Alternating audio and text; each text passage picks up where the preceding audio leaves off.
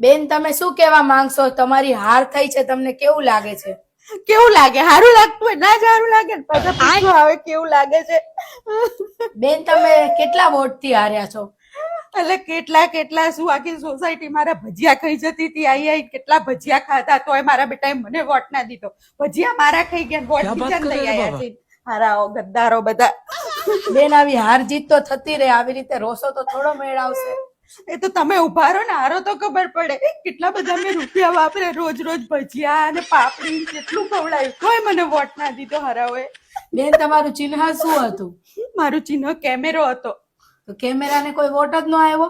કોઈએ ના આપ્યો. મારી વહુ છે ને મને શું કે ખબર છે મમ્મી, હું તમને વોટ નહીં આપું, તમને કોઈ ઘરનાય નહીં દે. હારી ચાપલી એને જ બધું આવું કર્યું, એના લીધે જ હું હારી ગઈ. તો તમે શું કામ ઉભા રહ્યા હતા ચૂંટણીમાં?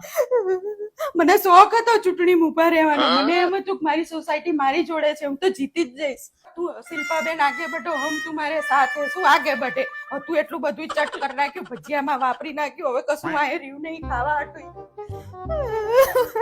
આગુ રાખને પાછી પૂછવા આયા કરે છે. બેન રોસો નહીં, હાર જીત તો થયા રાખે. એટલે શાંતિથી રોવા તો દો બાપા, હવે કશું રહ્યું જ નહીં, વાહે રોવું જ પડે એવું છે. બધું વાપરી નાખ્યું. આમ આગા જાવ, હવે શાંતિથી રોવા દો. ઘરવાળા ઘરમાં નહીં ઘૂસવા દે. હવે જેટલું હતું એટલું બધું આ ખવડાવવામાં ને રેલીમાં વાપરી નાખ્યું, અને તોય હારી ગઈ.